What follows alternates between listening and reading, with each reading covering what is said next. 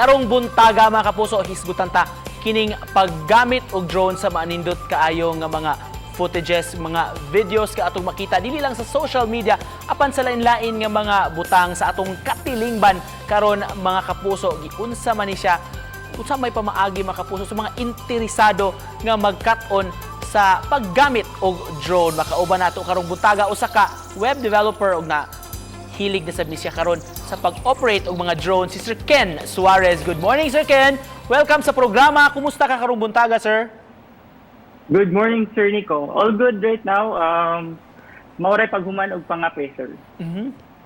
Thank you so much for joining us this morning, sir. Hisgutan nato na imong abilidad sa pag-control og drone, sir. Niagi ba ka og proper training ini? Actually, wala ko'y proper training. Enroll na ako akong kaugalingon sa YouTube University and started it during pandemic. So, more on practice lang. Then, found some interesting video nga. I know, dili kaya sa katunga drone. So, I checked, out of curiosity, I checked out FPV. We call this FPV, which is first-person view. And then, that's it. That's where it all started. Makabilib ka ini nga abilidad, sir, so the video nga musuong gyud ang drone nimo bisan sa mga maingutang hagipot nga mga lugar dunay mga kakahuyan, sir. Dunay may mga higayon pod, Sir Ken, nga naguba gyud, na kompromiso gyud mismo ang drone while doing your shoots? Actually, dili gid siya malikayan. Every time nga magpalupad naagid siya guba. If safe mga safe flight lang, yes, pwede ra di maguba, pero kanang among buhaton nga mga lusot-lusot, 80% naagid mi guba inig uli. And kung maguba, sir, unsa man? Mupalit og bag-o or just fix it, sir? Actually both. Mupalit mig parts, then among i-fix kung unsa tong naguba. Unsa sikreto na, sir? Unsa ano yung pag-maneuver ana kanang mga pagsuong-suong niya? FPV is manual. So, tanan nga movements nimo is controlled by minimal movements of the stick sa controller. So, it's using a controller to maneuver the drone.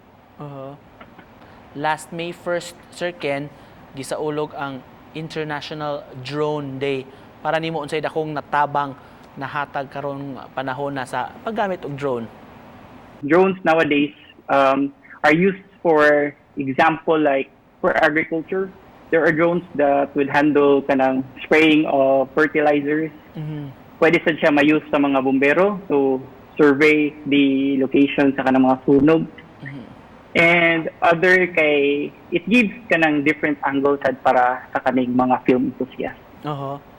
So that's what I... Mapuno po na ko, sir, bisa sa engineering o sa construction industry, gamit sab kayo ang drone, di ba, Sir Ken? Real estate said. Yeah, real estate. Tinood. Sa paggamit og drone, Sir Ken, unsa may mga pros and cons ini? Using the drones, pwede ta makaadtog dugol sa kanang atong gustong nga mga shootan na mga locations, landscapes. Cons is, personally, kung makarash ta, it's gasto. That would be my number one cons. The other cons is dili isa ako personally, but drones pwede siya maggamit for bad. Sir Ken, sa mga gustong mo check out sa imong mga videos and somehow people wanted to learn from it, kanang asa man nila ni makita, sir? Bago pa man ko actually, naghimo ko YouTube channel nga inyong ma-check. Just search for Ken Suarez. You can see all my tanan nga mga archive na ko nga mga drone shots, which is worth kanang i-check sad. And then I started a page, Chasing Landscapes. Ako ni siyang himo nga project to tour around Cebu. All right, to cap this off, Sir Ken, doon na kay mensahe sa atong mga viewers rong buntaga. Actually, ang first I lisod kay I can't di ista makaingon nga sayon gud siya ang FPV, pero mapraktisan ra gud siya. All right, with that, we'd like to thank you for joining us this morning, mga kapuso. Hatagi siyang tips sa mga interesado din ang mag-drone, si Sir Ken Suarez. Salamat, Sir Ken! Salamat, Sir Nico.